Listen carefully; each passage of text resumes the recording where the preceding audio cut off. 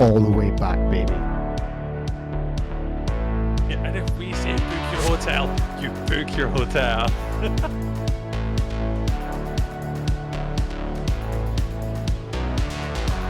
But my lord, I have soiled myself.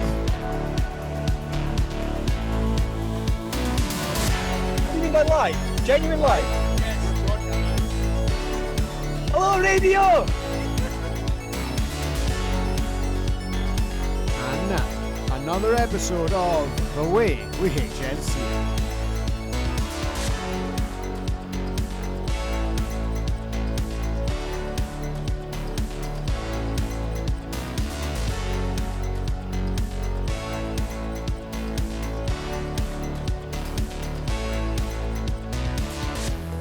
Welcome back to another episode of The Way We HNC It. Thank you for returning to us after our little early summer hiatus. There's been a lot going on in the flag football world. We've had game days up and down the nation. We're less than 50 days from the IFAF World Championships. Flag in New Year's coming soon. GB women have been to Boston. Capital Bowl is this weekend. And I feel like there's something else I've already forgotten, but we'll probably get to it. But hopefully everything is going well in your little world.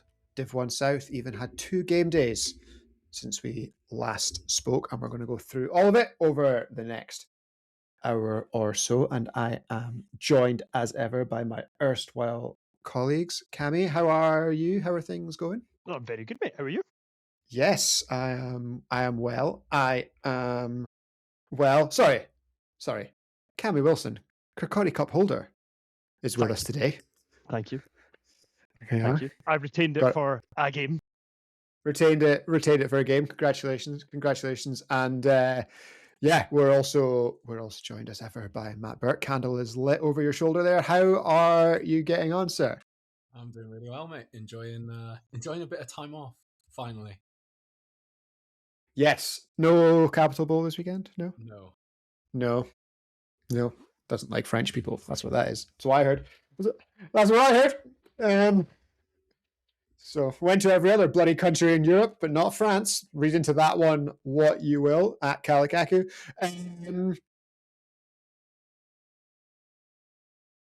Just saying how I see it, boys. Just saying it how I see it. But yes. Another 7-0 game tonight. Keeping well, which is what we like to see. And there's a lot to discuss, I guess. Cammy came up with the headlines this week. Yeah, I got new cleats. Got new cleats. Got Got a fresh fade. I was hoping we were just going to ignore it and just completely bypass it. We're not going to ignore it. It was probably one of the most commented upon features of social media in recent days. Yes. So I guess, yeah, we'll play the jingle and then we'll get our first headline.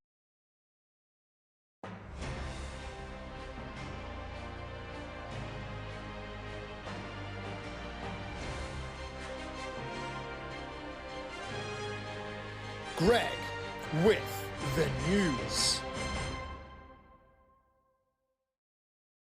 What's a headline then, Cammy? Tell me. A headline? You did the agenda this week. I'm delegating all of it. All right, okay. I was hoping you were just going to headline. We'll start with Golf Corner. We have the final open trials for the Scoff senior team on the 18th, I believe. Let me just check. That's definitely a Saturday. Yes, it is.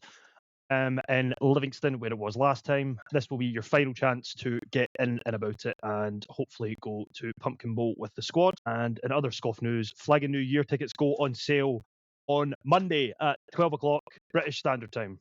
Yes. And crucially, last year, spots for British-based teams sold out in under 2 minutes. Under 2 minutes. I've already made the graphic up for sold out, so I'm assuming that things will be the same. So if you want to go, be fast. Fingers at Well, be fast at typing. You don't necessarily have to be fast at running. In fact, I would prefer if you weren't. But at least have fast fingers so you can get there. Be able to type out all your card numbers really fast. But yeah, Flag of New Year. Funny to be talking about it already, but very much looking forward to it. Yeah. Very much looking forward to it. Good tournament. It's fun. Last year was good. Was it Wildcats won it last year? Yep. It was good. Yeah. Finn got a big sword that we sent over to him, which was quite cool. Did get a big sword. So yeah, if you two want a giant sword, then try not to live in the States because that sword, God knows where that is. That's sitting in a FedEx facility somewhere. In a FedEx facility. So if anyone wants to laugh, obviously, I know most people that go to the tournament will have seen the sword. It was given to Lulu when he played for Bold City College a couple of years ago. That sword was delivered to Youngie by FedEx. So FedEx, Lulu wasn't going to try and take that on a plane, especially back to America. Not a great idea. So they were like, right, we'll post it over to you. Young thinking, FedEx delivered this, we can then send it with them. Packaged it all up, gave it to FedEx. FedEx took it. Weeks later, Lulu was like, I've still not got the sword. So he got in touch with FedEx. And FedEx were like, yeah, we don't deliver weapons. But we also don't return them. So Yeah, so it's just sitting somewhere. We don't know where it is. We've never seen it again. Bit of a nightmare. But somewhere. It's more the hilarity that FedEx delivered it to Young and then he tried to post it with FedEx and they were like, no, that's not allowed. I don't know. Life Don't is know how it great. works. I Life heard is great. FedEx employee So- had it hanging on his wall. There is. It's probably still sitting airside at like a major international hub somewhere, just propped up against the wall. Yeah. But yeah, so if you're European and you want a chance at it, then yeah, please come because it's a great tournament. But you will need to be quick. Yeah.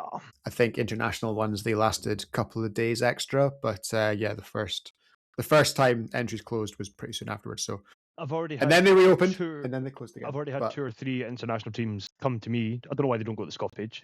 Please go to the SCOF page because I just go to the SCOF. Well, I go through SCOF. But yeah, there's already quite a few different teams than we've seen before that have messaged me and asked about potentially coming along. I'm not sure if Hell they've yeah. realised it's in Glasgow in January, but they'll find out the hard way, so it's fine. And then when they arrive in Glasgow in January, they're going to find out that it's not in Glasgow at all. It's not. It's Glasgow adjacent. Yeah. But yes, that'll be a cracking tournament. So yeah, get ready for that. And yeah, if you do have an interest in joining Team Scotland as an adult for the rest of the season and wearing the blue, representing the country, then please make yourself known. Go to the SCOF Facebook page or take it to their website and register. Other tournaments on the run. Pink Bowl are a little bit short at the minute. They've only got 8 entries, I think it is. Is that right? They've got Yeah, eight Yes. at the moment. They've got 8 at the moment. They want to get up to at least 12 to make it go ahead. One of the OGs of Europe, one that I've not been to. So I would really like for it to go ahead this year so I can potentially go along. Not saying that. And of course, our precious Granite City Quake is also got a few spots available. Sure do. Yeah, what's Quake? Quick news, Quake is the 10th and 11th of October in Aberdeen. And yeah, looking I forward to it. think for both of them, like if you're someone just wanting to get into international tournaments for the first time without it being one of these ones with, you know, you look at across most of the tournaments The Arctic Flamingos. that, you know, there's a league competition everywhere, national teams trialing out winners of the domestic leagues. If you want to like have a nicer entry into international tournament football, these are probably 2 that kind of you'll want to start going to kick it off. So Yeah, They're for good sure. entry level tournaments is what we'd say. I Quake is- paintball for me was always like the one to tell people to go. It was always a good standard, but it wasn't gonna. Again, you weren't gonna have national teams because it's always at the end of the national schedule.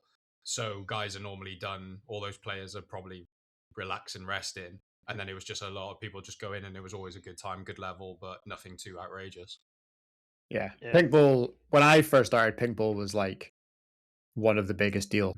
But yeah, I think their commitment to that weekend has they now fall like immediately following the international window every year, and I don't know if that's had an impact, but it feels like it has, as well as the massive expansion of other other options, arguably with better social media Hmm. to have kind of it's a shame to see that tournament where it's at, and hopefully they can get it back up to kind of a premier status at some point.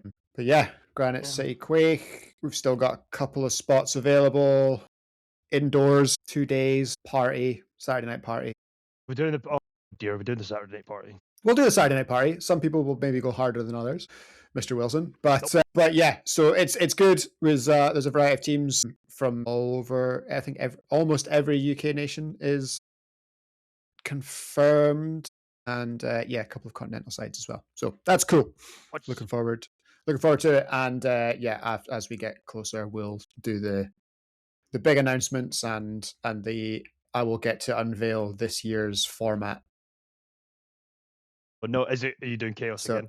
We'll see on the format. The format will depend on the final numbers, because like there is no real top end limit to the number. Well, eventually there is. For those that weren't there last year, what we done was we basically got the top ranked seeds on one side and the bottom ranked seeds on the other. And the opponent draft was good. Yeah, we basically done an opponent draft. So number one seed got to pick first who they would like to play in their first round.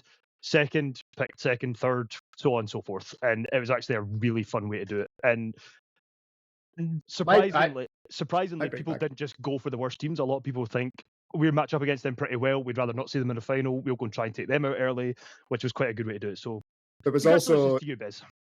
Yeah, there was also the bye. There was one team that were going to get a bye because a team couldn't come back the next day or whatever. So there was like a second round bye. The top team didn't take, like the number one seed didn't take. They were like, we've come all the way here, we're going to play. So that was class. And so yeah, we might do that again. In terms of how the format works, we'll maybe see. I've got a whole bunch, but yeah, it just depends on numbers and trying to maximize games for people and all that kind of stuff. So looking forward to it, and we'll get more in depth later on. Lastly, on a tournament front, we have one elite men's spot and one elite women's spot for Flagapalooza. I will be having a sit down with Ben over the next couple of weeks so we can go over what you can expect from the tournament. If anybody's got any interest in coming along and playing against some of the best in Europe, please do. I think there's a couple of leisure spots open as well, but I've not actually 100% confirmed that with Ben before I'm saying this. But we'll let you know. Go onto their social media, and if you drop Ben a message on there, he will sort you out and we can give you all the juicy details. Excited for that one. If there's any Palooza's going to be good this year. Like, I'm excited for what we've got lined up. We've got the usual Friday night player party, welcome party. The food that we've got on over the weekend, we've got 2 different vendors on each separate day. Both look amazing, but Palooza's it's a weekend in the sun. Maybe a bit too much sun, some people would argue, but it's a great weekend. And changing up the format this year, it's going to be interesting. I'm quite excited to see how it all pans out. Take a bucket of Factor 50 with you. Yeah. You can have its own tournament to shout about, and they do really well in the middle of the schedule in the summer. You are now we have the bookends where you have Flag and New Year Ironman at the start, Flagapalooza in the middle, and then obviously now Quake at the end. It's just nice to have the UK competing with some of the other countries for tournaments. Yeah, it's doing really well, and obviously, hopefully, it will continue to grow. And we'll see how it all goes down. And I guess on the subject of big events, less than 50 days till the Worlds. That's going to come around quick. Less than 50 days now until we get to actually say, holy shit, that team have qualified for the Olympics. Which after 4 years of build up is pretty crazy that it's happening. So yeah, obviously from a GB perspective, obviously the guys and the girls have been working incredibly hard at it. So looking forward to see how it goes on the pitch. Obviously there was a trip to Vienna, a trip to Boston and then we're going to see some of the development squads this weekend, I believe, at Capital Bowl. So is this the first time Capital Bowl's done a women's bracket? It's very ignorant of me, and I do apologise. I've never really paid much attention to Capital Bowl. No, I don't think so. I think they did one last year. Did they? I would have to go back and consult my tournament sheet. Champions, but no, I don't think so. I think Molosses won it last year. I'd be very surprised if anybody else won a tournament in France besides Molosses, let's be honest. But You never know. But yeah, if you hold that thought, eventually I'll be able to find the graphic. And then But yeah, that's class. And, speaking of winners, the Swedish finals were last weekend, where we seen two friends of the show, Tony Malistrom, go up against Sunday, and the 86ers came away victorious. So congratulations to them. yes, they did. Congratulations to them. Holy Tooks and Molosses are defending champions at Capital Bowl. Nice. Yeah. Champions everywhere, especially champions. France. And Sweden. Especially France. And then, yeah, after that, it'll be back into August. Flagapalooza will be our featured tournament after Capital Bowl. So all is right with the world as we move through the summer. And yeah, death, taxes, and Uppsala winning in Sweden, basically. Can't expect much else. No, it was a good final, though. It was a good final. It was good to watch. And yeah, a good season for Mean Machine, and yeah, well played for getting it. For finding the stream for us, Cammy. Appreciate that. And nice to see the guys that we kind of, obviously the guys that we know get a win, which is nice. All right, Baffa. What's been happening in Baffa? NFL. So in the Northern National, we've had everyone crammed back together. The Southern National was across 2 game days. In the Prem, they've done Prem things, and Div 1 South. The Prem's too difficult. Like, they need to... 2 different North and South nonsenses. So, I don't know, man. What do you want from me? Yeah, so obviously in the South, did they have their cross-conference? I think they had their cross-conference. Or is that this weekend coming? No, they were back in division. Why don't we ask the guy that was there? Because he was there at D1. But yeah, Matt, how was a return to Gwent while I open the spreadsheet? It was great. It was good to see a load of ex-teammates and ex-rivals dishing it out, seeing the growth of the game, especially from, its majority obviously in the southwest, but Welsh and then Keensham hanging on the coastline. But it's just good to see those squads improving, some new players appearing like during their recruitment drives. I know Lewis was gushing over his new quarterback. He's got a bit of zip to his arm, which was interesting to see, and just seeing new players come through and ones to keep an eye on to potentially, pinch. When you're ready, you can come down to Cardiff if you want, and you can play with us. Who would do that? Who would go and steal players, good players from other teams? I don't know any team that. I personally think it's if you've been part of a local hometown club and you leave them for a team elsewhere higher up, then I think it's disgusting behaviour. But no, by the by. Can someone tell me how local Manchester is to Glasgow? Does that? No. Okay. Couple of postcodes over. Fine. Yes. So yes, the Southern Premiership were back in conference. They were half the world away at the Oasis Academy in Southampton. Whereas weirdly, maybe the Bucks Wolves were hosting in the north at Burnham Grammar School. Who knows? And yeah, back up in the. Sorry, that's probably overly political for this show, isn't it? And yeah, in the north, we were in Carlisle and Sheffield most recently, and they'll be back in action next week. So I guess let's start with Burke in the south. Let's do Div 1 first. Obviously you were there after training, but what really stood out in terms of kind of the big games? Give us game of the weekend. Give us a synopsis. What did you see that piqued your interest? Or if anybody wants a quick overview, there was an amazing edit posted on our story. I'm happy to send it to anyone again. It was incredible. Yeah, it got us a copyright strike, so you have to send it by WhatsApp now. So double the views because of the countries that we're no longer allowed to be. Yeah. Strike one. So if anyone wants to help us out there, if anybody knows anybody at Warner Entertainment, that would be appreciated. I told you before, Russia and Belarus don't know that I make tournament vlogs. So that is true. I pity them. But yes, you were in. You were just at the Cardiff Bay Coyotes. Yeah, hosted in Llanishen. I think true to a previous Hitch and Go, it was a lot of what we've seen results wise for Div 1 for it to be consistent is very interesting. But it was pretty straightforward, results repeating themselves until you obviously get to your Exeter Falcons Kings matchup, which was kind of the one that everyone in sort of the game day was penned eyes on, because there's the standings are on the line. It's one of those games that are at the top fighting, and there's some interpersonal stuff. So yeah, that's the juicy one. But as you see the results. Exeter came away, and it was a great game to watch. I did my best to try and keep eyes on both sides of the field to watching games, but yeah, good to see the Ronda Red Kites as well put out a performance as fan favorites of the show. Second win, baby. Yes, sir. It was a great win as well. Like I gotta give credit, and to see the joy and the relief from them. Like they were playing well in the games they lost. Like don't get me wrong, the growth and improvements are clearly there. They've got some players that I've known that a big part of that team, setting the standard coaching wise, trying to help grow the team, and they just managed to put it together, and it was great to see that from them. Nice, good. That's what we want, really. But and yeah, I guess with that, Exeter obviously they maintain their 100% record. Their defensive record is also solid enough. With the undefeated, they're just behind.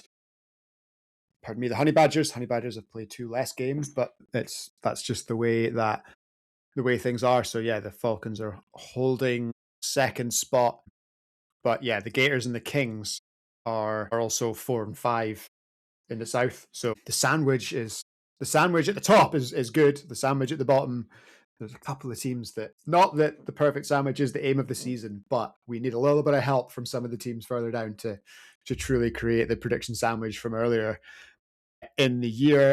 And for those of you that may have not heard that but have seen the sandwich discussed online, it was the top 3 of the West would be at the top of the division, then the entirety of the East would be in there, and then the bottom of the West would be below the entirety of the East. So we're not quite there.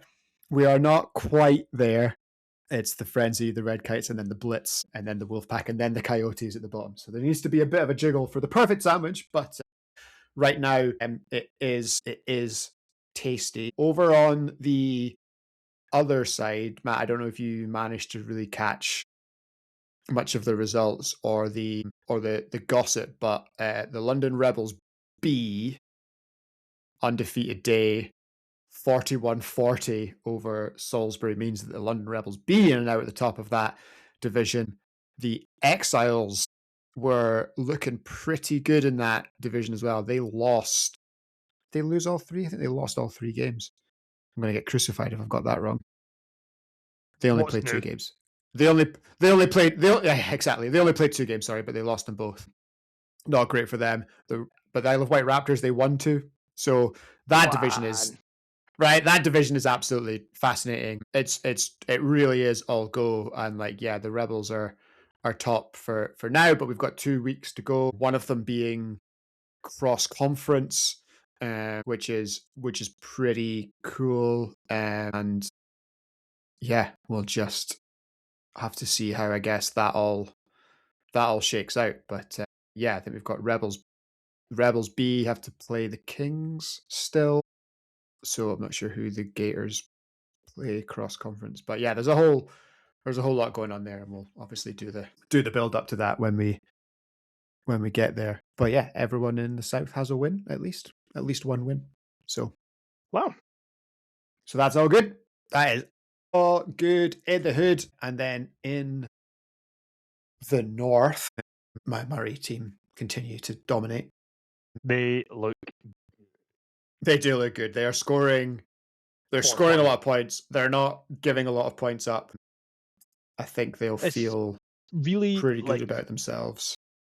Obviously, from them and they going clinched. From them going to top end, they were in the Prem 2 years ago, and then falling all the way down to Div 1, and seeing still the core group, the key players, still in about it, causing absolute carnage. It's nice to see them find their feet a little bit and players not leave or be disheartened by that. So shout out to the Distillers. Obviously Trom, love Trom, but the rest of the boys as well, the Daves, Ziggy, Dave's, Ziggy, and obviously there's a whole bunch of guys in there former Jake and Adele, former Chargers that moved up to Inverness. They got right stuck in and took last year out, which is a shame because I was looking forward to playing with them, but never quite got there. But they're back. They're playing really well.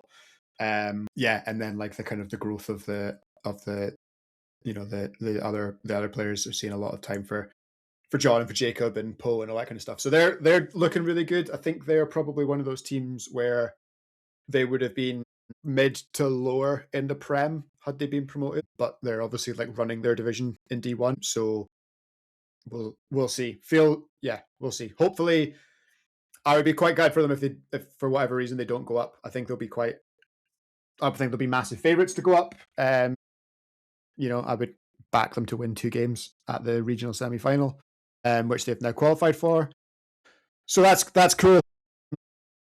Other big results, because it was actually at the Distillers in Elgin. Was the Killer Bees got a massive win over Aberdeen? Yes, they did. Which is good for them because I think. Yeah, so they're both their second win and separation. So there's now clear separation in the standings for second place. Moves the Bees up, and they puts Aberdeen still. I mean, at 8-3-1, it's not like Aberdeen are out. They're still a couple of places into the playoffs. What it does actually mean is, as it stands, Aberdeen and Glasgow will play each other in the first round of those semi-finals, and then the winner of that game currently plays Murray. So yeah. Wherever that game is going at the moment, that path is just a straight. It's just a straight HNC shootout, I guess, and then at the end, I guess the final of that bracket would be the presumptive final of the other bracket, which would be the Bombers as the number 1 seed. But yeah, I mean, it looks good. Division flag in the HNC Div 1 is looking really, really good. High scoring games in the north. So like obviously every now and then you see like the 50s, the 40s, the 50s, the 60s, but like over the weekend in the north, across North A and North B, there was a 39-19, a 40-38. There was a 43-24, a 40-39, a 49-14, a 51-46, a 53-37, a 37-33, a 36-33, a 43-52, and a 39-54. Defense is optional. So it used to be in the south, defense was optional. I don't know what's in the water in northern England at the moment, but maybe for whatever reason at the Warthogs and the Iron Horses home days that the pitches were sloped towards offense only. I don't know, but that it struck me as I was putting the scores in that these are all large numbers. Right, guys, we're 30-0 down at half. Yes, coach, but we have the slope with us now. Yes, coach, but we've got the slope. We've got the slope, coach. We can shoot from halfway. Send it deep. Send it. So yeah, I thought that was interesting, and we'll come to the standings there shortly. But yeah, Longhorns Orange got their second win of the season over Huddersfield. Huddersfield are getting closer. It feels like every game day. So they are our last team, I think, that we're looking out for to get a win for the new group, for the rookie teams. So hopefully we'll see the Corsairs pick one up shortly. But yeah, so I appreciate that's kind of, maybe if you're not looking at the graphics as I talk through them, potentially hard to keep up with. But so in the north, semi-finals as it stands, Murray Distillers versus Wirral Vikings, Glasgow versus Aberdeen, as we discussed. You would have the Lancashire Bombers versus the Manchester Ravens, and you'd have the Warthogs versus the Stingrays. So yeah, the format is currently kicking out local derbies, local rivalries, but knockout football. So if you win your quarterfinals, you give yourself the opportunity to be promoted. The winners of the semi-finals will be automatically promoted, and then the bronze medalist at that day will also be promoted to the Prem. And in the south is juicy. The south is juicy. Extra Falcons versus Rebel Bees as it stands. Longhorns Black versus Roosters. Honey Badgers versus Bears in the battle for Nottingham in the first round of the playoffs. Wow. And then Gwent versus Keynsham in the Keynsham, not Keynsham, in the first round of the southern finals. So yeah, they would play each other. So we're on a collision course going by the seeding. alone, going by the seeding alone, for a Nottingham Gwent promotion battle, basically, which is quite would be quite potentially the semi-final of the round. I think across the north and the south, that game would be juicy. So yeah, I'm considering that's like two teams that have combined for almost 30 wins and 1 loss. To have them in the second round is crazy. But yeah, unfortunately for Gwent, the Falcons exist, so that could still turn around. We could still see that flipped at the end of the year. But yeah, Div 1. I love it. We've always said it's the Big best fan. of it. I'm a big fan of Div 1. I'm such a big fan of Div 1. It's so good. It's so good. It's just like, oh, that team lost by 50, huh? Oh, they played a second game that day? Yeah. Oh, they won by 60? Wild. Yeah. It's so good. It's so good. That's when it's almost funny putting the scores in, because I kind of don't really register them when they're like, when I'm just typing the numbers in. And it's then when you like sit back and you like, I make the graphic up after putting them in the spreadsheet, and I'm like, what the oh dear. Oh dear. Oh dear. So yeah, and then Northern Prem, I guess that was also Saturday, Cammy. So you were with us when it was happening. So glorious tie. Let's start with that. Let's start with Div 1 in the north and the glorious tie. We spoke about high scores before. A 41-41 tie might be the highest scoring tie. Stupid. It's ridiculous. That might be the highest scoring tie I've ever heard of. I don't think I know of a higher. That was Border City Centurions versus the West Lothian Chargers, in what the West Lothian Chargers called on social media their best ever 41-41 victory. which was spectacular. So yeah, and that hysterically that moves the Chargers off the bottom. So they're still adrift. I think they're probably still in the relegation zone, but with the Grangemouth Mustangs at 1-6 and themselves at 1-5-1, that is enough to lift them off the foot of the table or in the realms of the tiebreaker. Anyway, it was Border City hosting as well, wasn't it?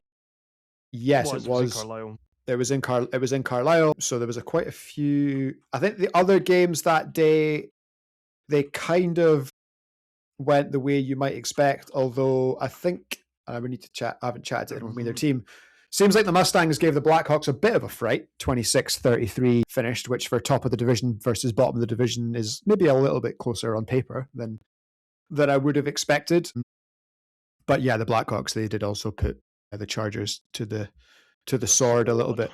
Yeah, I know Raptors were kind of struggling for quite a few of the core members weren't there. But besides that, I can't really remember what I've been told, to be perfectly honest. We're starting to see in the Northern Premier anyway, there's some pretty clear separation, at least in Prem A. In North A, Newcastle at 7-1 and Border City Centurions now at 5-1-1 with the head-to-heads coming in, some pretty kind of clear separations. Raptors in the middle, just at 3-4. And then the other two teams only with the singular win. And it's the same on the other side.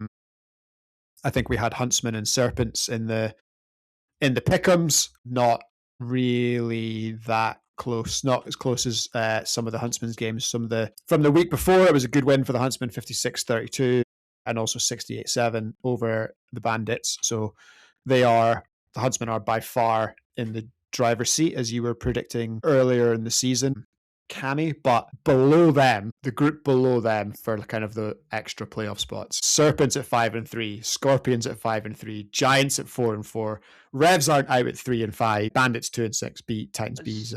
Titans Bees got their first win, 1-7. So we spoke about them before, how they're too good not to have a win, and the week later they went out and they got one. So congratulations to them. But I think the biggest surprise for me there is the Scorpions, to be honest. I thought they would have gave the Huntsmen a bit more run for their money. They've been in and about the old Prem for quite a while now. I thought there would have been, I don't know, like game day to game day, you don't know what's going to happen any given Sunday and all that. But I'm surprised they're in third. They do still play each other one more time. Okay. This will be the third time though, and I'm pretty sure it's a 2-0 to Huntsmen though, I'm sure. I think so.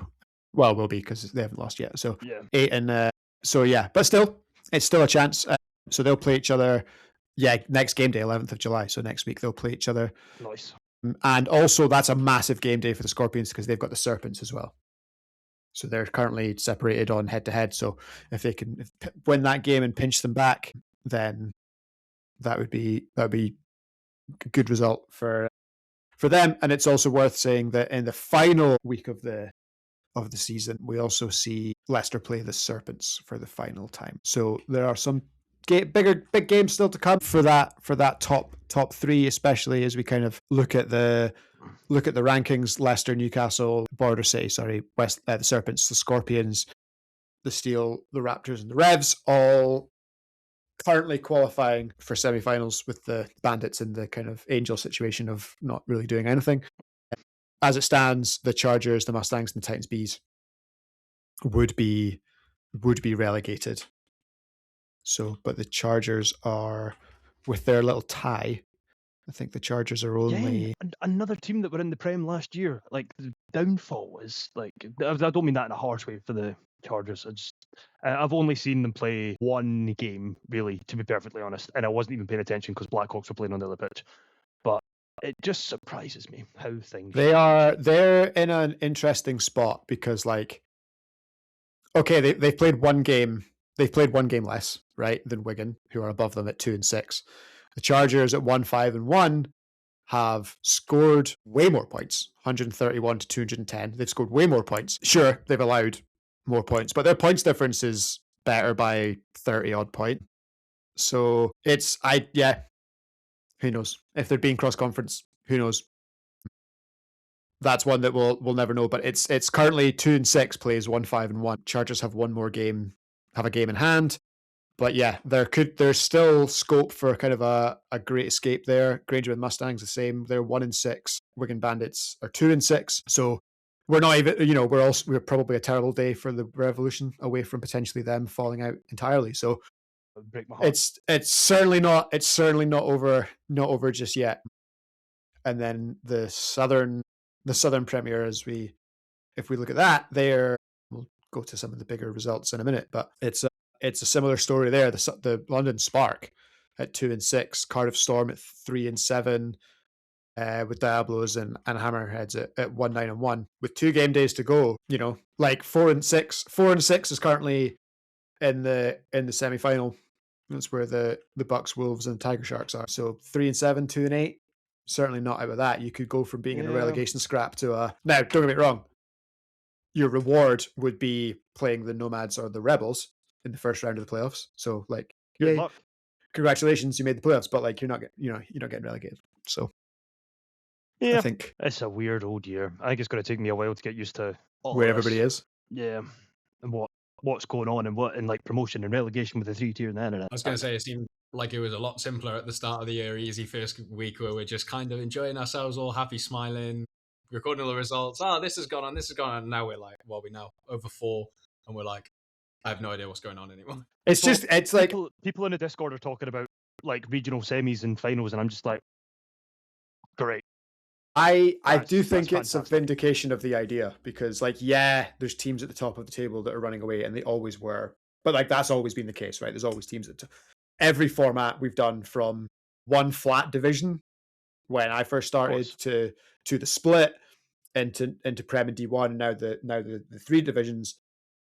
There's always teams at the top and teams at the bottom, right? That's fine. But I think it does feel like and I know that we've had a laugh about like the chaos in the Northern Prem, in the Northern National this year, particularly, but it does feel like there's people pinch in the mid pack. Feels like there's more jeopardy than ever before, and that's exactly what you want. Yeah. So yeah, good. London Rebels won, I guess, the Premiership. London Rebels, they also did what they needed to do to keep the pressure up on Norwich. The Rebels got a win over VPP and the London Spark. Norwich got their wins over the Tiger Sharks and the Diablos, as they needed. Next week is cross conference, and then the final match of the season, of the regular season, at least, if it all comes down to it, at VPP, game 1, pitch 1, game 4, Nomads versus Rebels. So the South, the minor champion for the South could come down to the final day, which would be pretty exciting because despite being in the same division, they are the top two in the standings. Yeah, I was going to say a lot of the energy and conversations I've had have been sort of obviously planning and trying to film review and that, but it's the excitement of the matchups coming up for those teams. Obviously, a few of them are obviously looking forward to more of the finals thing already with the placements solidifying. But yeah, excitement is the way I can say it with the conversations I've had with some of those teams up in the top spots. Yeah, for sure, and like it's an absolute cracker of a cross conference game coming up next week. Like Norwich have to run the Coventry Gauntlet, two teams that are near the top of that division as well. Obviously, London, the Panthers. Sorry, not the Panthers. Sorry, the Rebels have already run that, so they get Northampton, they get the Bucks, Wolves, and teams that are in the Hammerheads. So teams that are certainly handy enough on their day as well. Good you see Rebels there. Rebels versus Northants. Yeah, so Rebels will have Northants, Swansea, and the Bucks Wolves. Good matchup. I would enjoy to watch that game. On the other hand, Norwich go Panthers, Phoenix Storm. So it's still all to play for and all to be settled in the. Yeah, so the Nomads will play the number 3 team, the number 4 team, and the number 9 team in the conference in back to back on one game day, which is quite cool. Premier playoff practice, basically. Not far off playoff practice. Yeah. So yeah, no one. Yes, some clinchy business in the South Prem, not in South Div 1. South Div 1 is close enough that I didn't get to use my clinching button, not yet, but it's essentially at the top, 1 win and maybe a bit away. 1 win, a few favours from friends. Yeah, or not wins, but favours somewhere else is also still plausible. I think the Huntsmen are maybe they have clinched. So yeah, I had the Blackhawks. So sorry, they've both clinched in the north. Go on, Hawks. In the south. Not that I'm biased towards the Blackhawks for any reason whatsoever. I've never played with them. I don't have friends in that team. In the south, somewhat strangely, the Nomads and the Phoenix have both clinched. The Rebels haven't. That's primarily due to their tie. They could still be overhauled and drop out completely, but one non-loss for them. We'll see them. I think we'll see them clinch coming up, and then in the Division 1 world, I think we're getting pretty close to clinching in the south, but not quite for Exeter and the Honey Badgers, and in the north only Murray have clinched despite the Bombers being undefeated. They can still be overhauled because of games played and stuff. Murray just can't be, because even if the team on the outside the playoffs was to catch them, they have the tiebreak. So that's the difference. So yeah, the Bombers 1 more win for you, and you'll be home and dry as well. So yeah, likely a formality at this point, but while it's still mathematically possible, I couldn't give you the little golden football. We can't tell you to book your hotel. Not yet, even if we knew where. Which we don't. We get asked this quite a lot. We have no fucking idea. Okay? I've made some suggestions to very remote teams that they should offer, but I don't know if they've been accepted. Yeah. As soon as we know, that's because we found out through BAFA, and we will broadcast it to the masses. We will post it in every single possible avenue that we can, because it's all you cretins, people ask for. If it was up to me, it would be Exeter, Norwich, Murray, Aberdeen, Gwent. Yeah, you'd all be on the travel. We're bringing back the Merthyr Tydfil Thunderducks just for this. Yeah, Thunderducks are hosting because it's a neutral venue. Yeah. National League South. We'll come to Matt. What was going on in the National League, mate?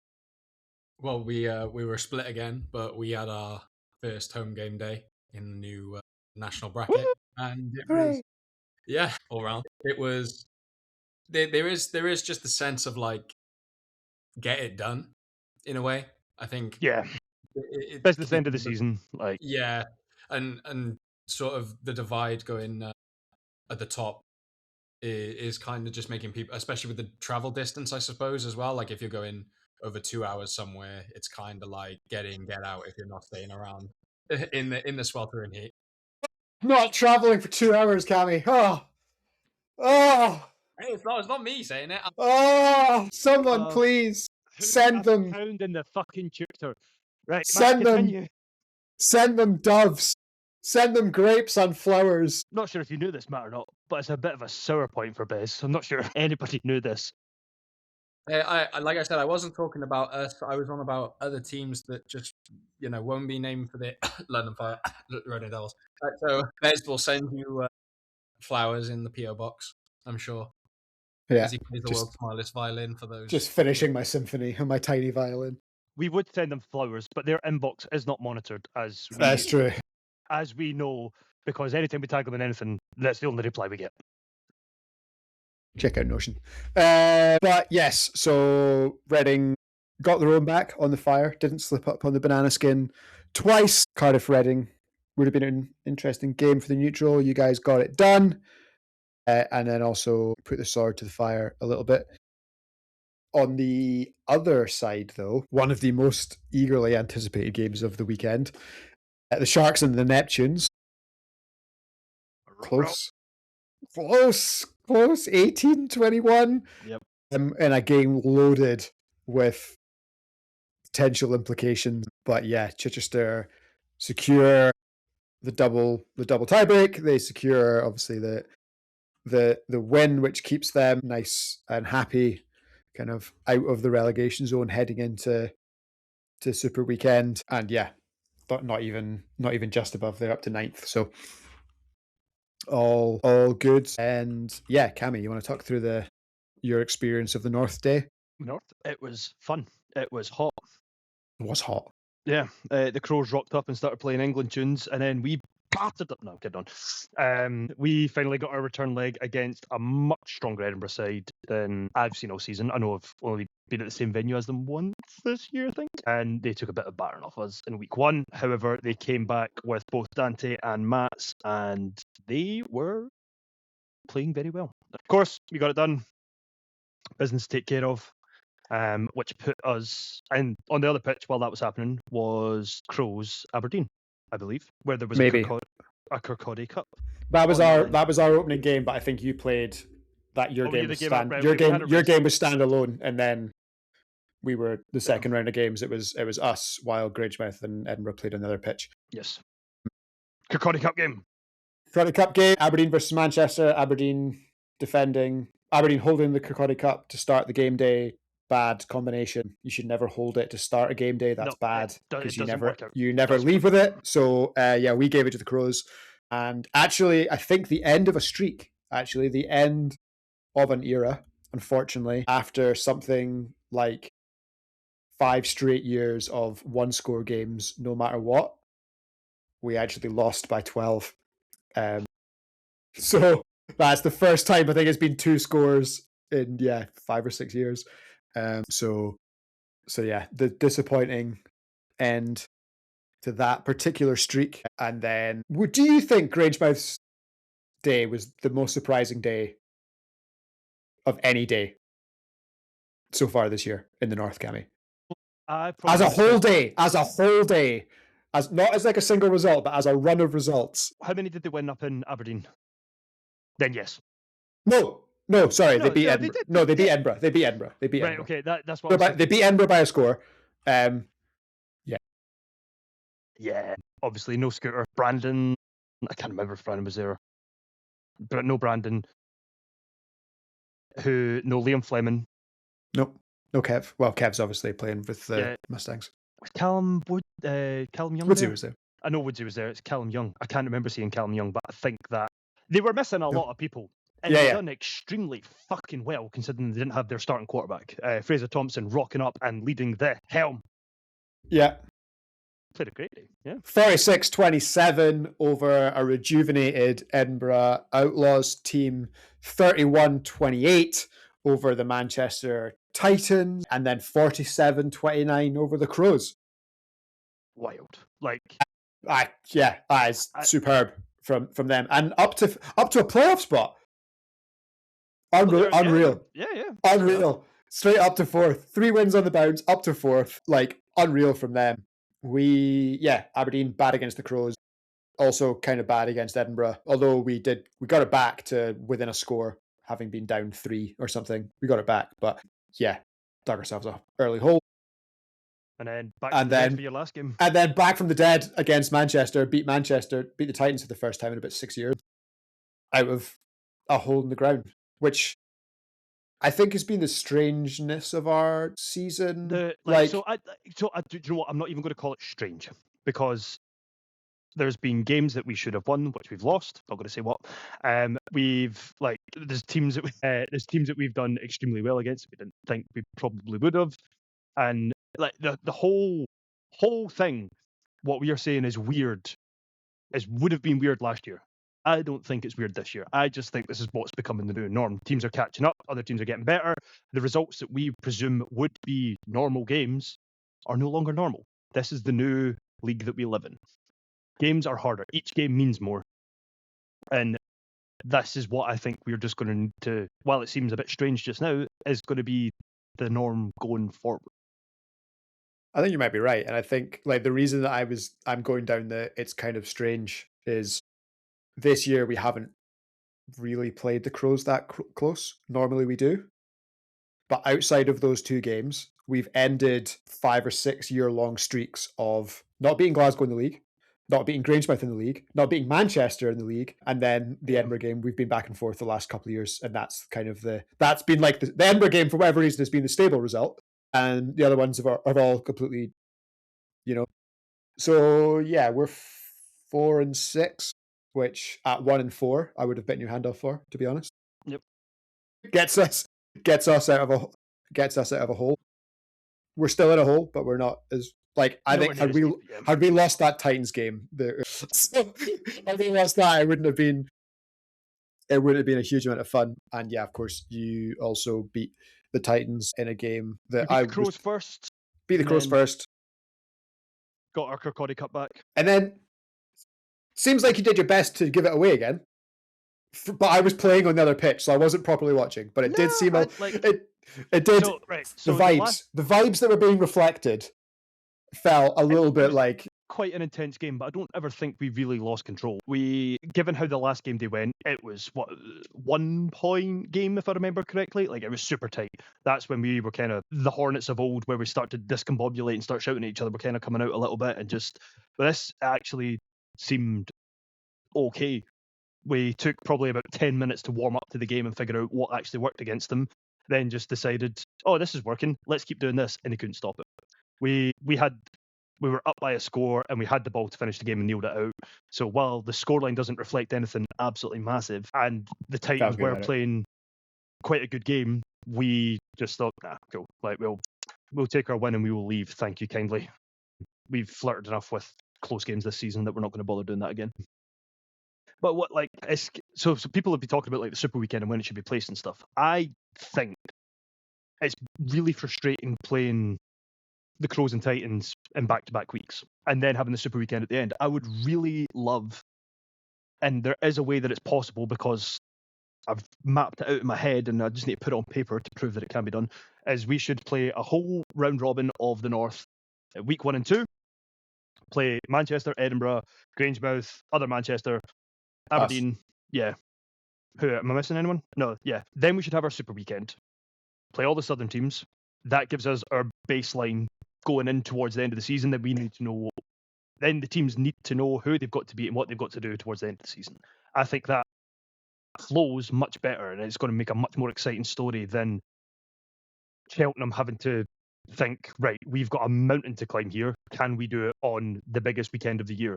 And also, why are we sending GB athletes down to Manchester for a whole 6 games over 2 days to then 4 weeks later send them away to the Worlds? Like, I don't like that either. But that's a whole different story, and I'm going down a massive rabbit hole here. There's only 10 of them. Well, whatever it is. Like, I don't like that aspect of it either. So I think it should be game day 1, 3 local, game day 2, 3 local, super weekend, and then fill out the rest of your fixtures after that. And I think it would and flow much better, and it would be much easier on the body. and personally. some days I wake up and I agree with you, and other days I'm like, I'm kind of looking forward to it as it is. I was going to say, I think for me, it being at the end. I flip flop a lot. I prefer. What's your argument for it? Just the excitement, like. I prefer this over having to go twice. Like, if I'm going to go to Manchester for a super weekend, I would rather get it over in one go, personally. Just because of the, and I know that you're not suggesting do 2 weekends, but that has also been mooted, right? Is like originally there was a conversation about a South super weekend that everyone goes to and a North super weekend that everyone comes up to. Like realistically, probably would have been London-ish, Glasgow-ish, right? That was mooted pre-season. I'm glad we didn't do that. I think with Super Weekend as it is now, I think it kind of means more because you're actively earning tiebreakers over the course of the weekend with no other recourse. So like, okay, fair enough. As I don't mind that. As Aberdeen, if we make a mess of it, the flip side of that is people will argue, well, if it is that weighted unfairly because you're making the point that the in conference season is just like set up, as it were, and it kind of is, I guess, but like I disagree though. But I think in this format as it is, like we play like as Aberdeen, right? We definitely need to beat Cheltenham and Spark, right? Nope, Flame, right? Like we definitely need to win those 2 games, 100%, because otherwise we're in we're in a proper mess. And obviously we also play the Sharks as well. So like our first game day at Bellevue, pretty sure we open against, like, it's something ridiculous. Like I think we open against either Cardiff or the Smoke. Like we open against one of those guys.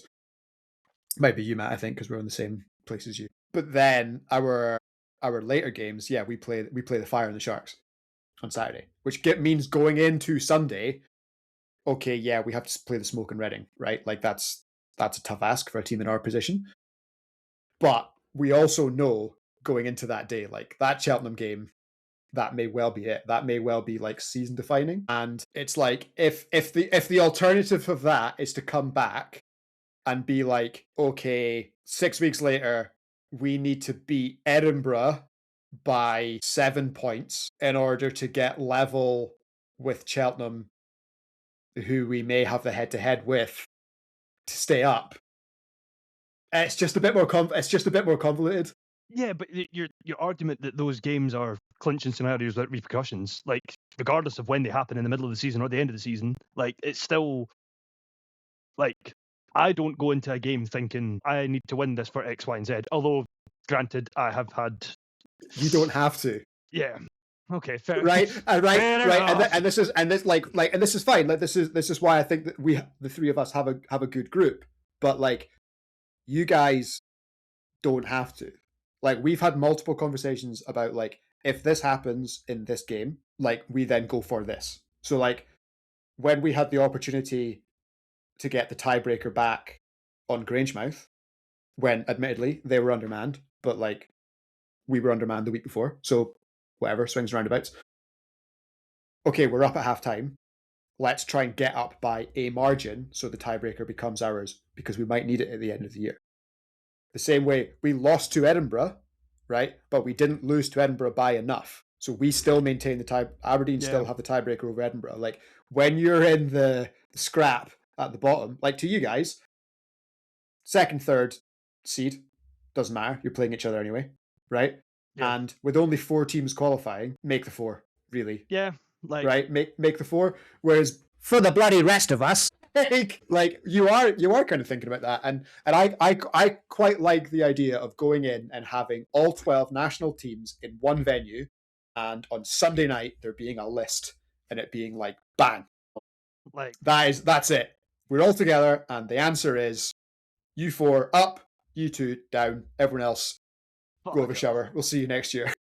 Yeah, I didn't want to because I was finding myself going to echo a bit of what Bez was saying, but in terms of a timeline, I think in terms of like a product as well, you allow the interdivision stuff, then building these teams getting up to speed, and then you have this weekend where just like we've been talking about it all the way. It's like at the end, the excitement of that product and all the teams that you'd hope, they've put it all together, they've refined what they need to, they've checked the film, and then they're going in on one-off games all the way through to have that list, like Bear said. Okay, I can see your point of view. I still prefer mine, but I understand where you're both coming I from. think I would be interesting to know if it is a quirk of the results this year or not. Because I think if Super Weekend was in the middle of the season Mhm.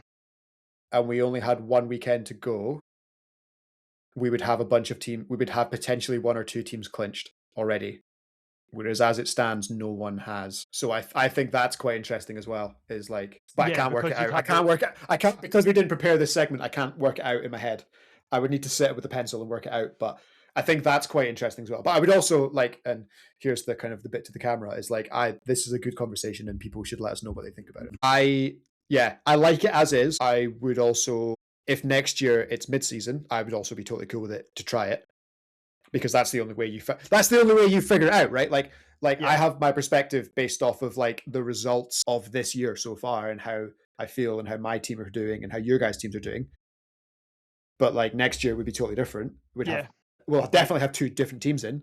We'll have two promoted teams in, and we'll see how It's that interesting, works. like because I mean, I don't think it gives like the teams that are probably already not on paper, not officially qualified, any extra advantage because we've still got 6 weeks after that to go and do scout on the other teams. So, like I don't know. I just feel like if we skipped one of the May game days, pushed Super Weekend to the middle of June because May's a mental month for flag. You've got, I mean, there's that like 6 weeks period from King Bowl or all the way through to Big Bowl where we have two like BAFA game days and then 3 massive tournaments as well. Push that to the end of, suppose you need to take in the Worlds and stuff into consideration as well. Yada yada. So here's a question: Do you? Do I? Do you? Do I what? As a league, do you? Do you have to take that into account? Yes, you do. You like, especially for the national. Like we are all a list of athletes that are ultimately the majority of have a goal of playing for Great Britain or have wanted to at some point through their flag career. There was also quite an interesting conversation, and I'm not going to say any names or anything that was happened when some people I know, not anybody that I play with, was out in Austria, and they were having the conversation with the teams that were out there saying, oh yeah, we've got this Super Weekend thing 4 weeks before, and they were like, sorry, what? All the other national governing bodies build their league, the timings, the dates, how it's ran, when it's ran, around the national programme. So when is the major event this year? It's Euros. It's going to be in, I don't know, October. Cool. We can get everything done before then. We can give the athletes time to prepare and rest post-season. Then they can go to the Euros. It's in August in Dusseldorf. Cool. Okay. We can hold finals after, maybe, and like way further. Or they can move the season earlier. Like we have the means and the facilities in this country to go and do that. Like the warmer places down south can still play outdoors. We have ample places up north to play indoors, and even at that, I'm sure most of us don't mind playing in the rain anyway. See, as long as it's not freezing, we're fine. So, like, Magaluf Matt's like, well, I don't know, Cammy, I don't know. but yeah, genuinely, if we could then like move one of the May game days to June and make that the Super Weekend, maybe towards the end, we then have all of July, and we could make our August, if early August, if needs be, or we could have 2 game days in July. And then we have the finals after. I think that works much better as a high-end athlete, as somebody who's got a lot of things to prepare for. You've got camps to go to, you've got tournaments, you've got trials. Like, I just think as a whole, that flows way better. It's a much better product for the consumer. Rant over. I also think having equal amount of game days for all leagues and divisions is too, but I don't write open letters to BAFA, so it doesn't matter. I think that's fair where you've got set numbers of teams that are allowed in each division. Division 1, that'll never be the case because it'll just piling be it on now. there's too many. Aye. But no, I genuinely think like if we need to start the league a little bit earlier or a little bit later, depending on when suits our high-end athletes, that should be the focus. So, if you want to scrap the national program like Cammy suggests, let us know down below. I love the National League. It's not the one that I didn't want the 12. I wanted the 8. I wanted to go down to Cardiff. I wanted to go down to London. I've said this a dozen times already. But I will work with what we're given. I will play the game days that BAFA tell me to play. I just think there could be changes made that would make this better. And this is what it's all about. Feedback to the national governing body. This is the first year they've ran it. I didn't expect it to be perfect. It's been pretty good, to be fair. It's been very enjoyable. I have loved this season. I've had a great year. Like the way that teams have matched up. Like when I've played the Titans, I've done absolutely nothing against them, but I've scored 3 touchdowns against the Crows each time I've played them. Like teams are adapting to the way other teams play and making sure individuals don't get their strengths out. And I love that. Like the matchups that we're coming up against this year are way different than what we had before. And the feel of the game days are different. Yeah, it's better. Unless you're in Bellevue under the bacon sun for 6 hours. Which you will be. I will be. I'll be at Platley. But Oh, you'll be at Platley. Matt and I. Oh, we'll be in the stands, hanging out, having a hot dog. Watching tiny bikes go round and round and round. whee! That's just in their downtime, guys. Don't like. That's the downtime, yeah. That's just in the car park. There's nothing to do with Super Weekend. They're just Nothing doing to do that. with Super Weekend. It's just the car park. It's Me just and Ben, that we have part. to watch tiny bikes go around. Yeah. I mean, I asked that question tongue in cheek a little bit, but I think I've been relatively open before about like the old format of last year. I was obviously playing in Div 1. We didn't qualify for any postseason. My entire BAFA season was over in July. There was an extra. And it long started break last year. it started in March and it was over in July. And if you didn't qualify, you had no flag in August or September because of the Euros.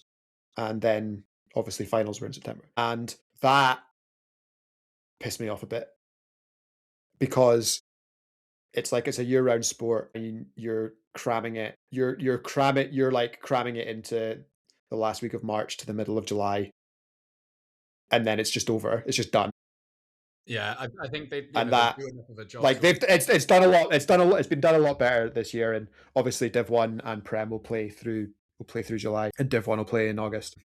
I think that's like one of those little wins that I think has probably not really been recognized because it's not so much now, but certainly last year, like, you know, the fact that GB has to send 12 people to major tournaments where they are medaling in, where they are champions of, is like, that's a disproportionate impact on what is effectively the community level of the game in Division 1. We now. But now it's not. But like that's not a problem now. So that's what I'm saying. Sorry, Like right, this format is now a win. But the reason I asked you the kind of tongue in cheek question to poke the rant was for that reason. Is we like we now have stakeholders in our governing body. We now have people we need to answer to that are giving us money to put out a product to hopefully get a team into the Olympics. Like while this is a community-based sport and it is at amateur level,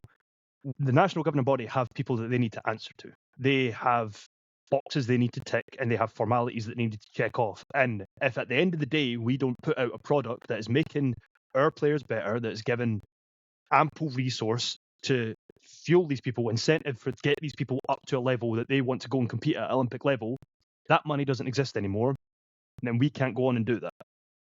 And while I'm not going to try for GB anymore, I've made peace with that 2 years ago. My body can't hack it. I'm happy with the level that I play at, the achievements that I've got. There are people that do still want to go and do that. And I love that people have got these goals. And I want to support that. I want this league to get better. I want BAFA to get better. I want everything to keep getting better so that we can then continue to do this. I think it's tough though, because like we're getting to the point like Bez was saying about how the season's done like before, but now we're running out of weekends. And like True, BAFA, yeah. schedule, like they're trying to be respectful of all the tournaments because, like, first, like you're saying about the product of the league, yes, like obviously we get better with this new structure with how we've split it up so people can get better playing like similar levels. But they're also trying to be respectful of your King Balls, your Big Balls, your Copenhagen Balls, your Adria Balls to allow players to go get better playing international tournaments. And then you're talking about trying to do super weekends. And there's talk about like the Yeah. men's and women's and how that's all divvied up. And it's just coming to a point where we're just running out of time. Do you know what I mean? So like there's things that people won't understand. Like there's youth leagues, then we've also got the youth contact leagues, and then we've got senior contact, then we've got flag, and then we've got GB and whatnot. So from my understanding, the GB coaches will go and block out X amount of weekends saying, we might go to this tournament, this tournament, this tournament. Please keep them free so we could potentially take a GB trial squad to that. Then you'll have, then the women will be the same, and then there's camps, and then you need to make sure it doesn't clash with youth. And then youth and adult can't be on the same weekend. like there's a situation going on in an island not too far from us that they are potentially hosting a game day the same day as a tournament that me and Bez may or may not be involved in hosting, which is also the same day, the same weekend as a tournament, which is the biggest club tournament in Europe out in Croatia, that they're like, well, we might host a game day that weekend, but you're also sending your national champions over there? Like, that doesn't make sense. Like, So where I'm basically going with this is like, how long do you think it is before we get to like, what do you call it, like a Six Nations scenario? What do you mean? Well, the leagues don't stop. The players are all in camp, and the internationals are happening. The internationals are happening, and the clubs are left to get on with it, right? And and like if you think about the way that the Scottish rugby is set up with, you take all the Scottish players out of Edinburgh and Glasgow. What do you think happens for 6 weeks? Yeah, they get their asses beat. It's like right, so but I agree. There needs to be some I don't think that flag is in that position. I don't think this is a good idea, and I'm not advocating for it. Bafa, put away your notepad. What I think is interesting is at some point, particularly with all the money that's being thrown at youth, rapidly running out of, because we're not going to have a mixed women's overlap. We're not going to have a youth mixed overlap. No. Like I it's not a problem now, and it's not a problem in the next 5 years, I don't think. But I was just thinking about it the other day, and it was just because you raised it there that I asked the question. Like, you do kind of wonder with with the rapid expansion of flag, potentially in exactly 2 years' time, just about, right? Then yeah, I mean, if the flag playing public in Britain doubles, right? Yeah. From now, we have I'm glad. Let's just say, right? I am glad I'm not the person in charge of scaling this. because that's a terrifying thought. Yeah. But hey, if you want to get involved in the competition management committee, then you can do so. You can do so. Yeah. That's kind of what brought my part of the convo on, was because I'd had similar conversations when people were talking about the expansion of everything flag now and trying to work it around with all the governing bodies. Like, and we're talking about camps and like the new inter camps that they're all having with the other countries and trying to develop enough for a world's product and then a Euros product in the game overall. So I think from a BAFA perspective, you just, they're aware of the community. They're aware of what the big events are. And yeah, like there's a reason that, there's multiple reasons, but one of the reasons why, like in Aberdeen, we don't try and host a tournament during the season is, one, you're always competing with another tournament in Europe, and two, we're not going to get involved in hey, BAFA, can you move this game day because we're actually hosting a tournament that day, because something that I actually kind of want to sorry, Bez, I'll let you finish, but they're gonna just be like, no, at some point they're just going to be like, nah, we've got the ones we avoid. Yeah, we've got the four big ones abroad, right? We're going to avoid King Bowl, we're going to avoid Copenhagen, we're going to avoid Big Bowl, we're going to avoid Adria, and this year, for the most part, we're going to allow for Flagapalooza. But even Flagapalooza is in a situation where there are no other weekends like SOS. And it's unfortunate. It's super unfortunate, and it means that teams have a decision to make. But we can't expect Like, you can't both want a high quality national league and want like obscene flexibility. Like, if you're prioritizing, my personal priority is the National League is the first thing in my flag football calendar. Everything else operates around that.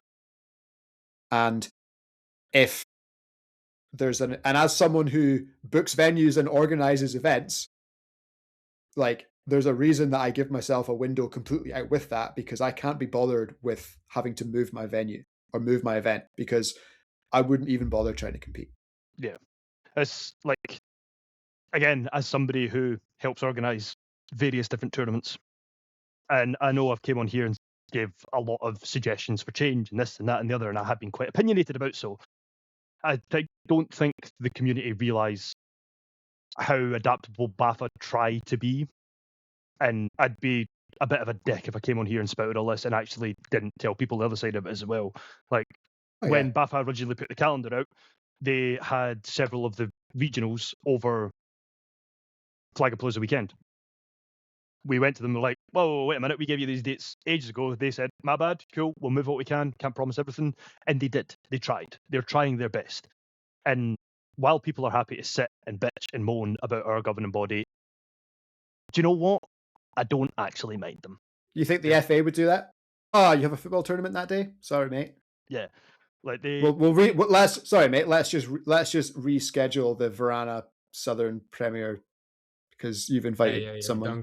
Don't go after the lower leagues. Hey, I will. Don't you dare. I will. I play welfare league football. You don't know a thing about lower leagues. You don't know a thing, Matt. I don't think they scare me every year. BAFA get the credit that they actually deserve. Because although it seems at face value they make a lot of stupid mistakes, and there's been some things that people disagree with, whether that be fines, whether that be clashes, whether that's Division North A not getting the product that they were promised, they do still do a fucking lot for us and facilitate us being able to play the sport, which at the end of the day is all we really want to do. It's all we really want to do. Here. And we're going to leave it. We're going to leave it there. Cammy's uplifting end. I do have to make an exit, but I know that I promised something to the Discord community, and we just don't have enough time. But don't worry, your £12.50 flag football accessories will be bracketed in next week's show. This was the game, and actually, you can still send stuff in. So the game was some teams were fined for not having their profile pictures correct, as they were warned, and now they were fined for it, and the fine was £12.50. So the game is, if you can find a flag football accessory for £12.50 on either Vinted or eBay, send it to me, and we will bracket them, and we will come up with the ultimate finable. Oh my God, I love it. Finable accessory. So the DMs are open. You have to send me. It has to be available on a secondhand site at the time you send it to me. Okay, I don't just want random. Oh, I've got this in my cupboard. Doesn't count, right? I'd sell it for £12. Has to be currently available on a secondhand site. But yeah, that will come back. I know that Matt has been sitting on a hitch and go for weeks now, and you're going to really enjoy that one when it comes. He's got a good one as well. So maybe early next week we'll do an extended hitch and go for where we can clear out our backlog. But yes, that's us. So thank you everyone for listening to us. Almost bang on an hour and a half. So yes, thank you guys. Appreciate your time. It's goodbye from Cammy. Goodbye. It's goodbye from Matt. Goodbye. And it's goodbye from me. Thank you very much for listening. That is the way we HNC it.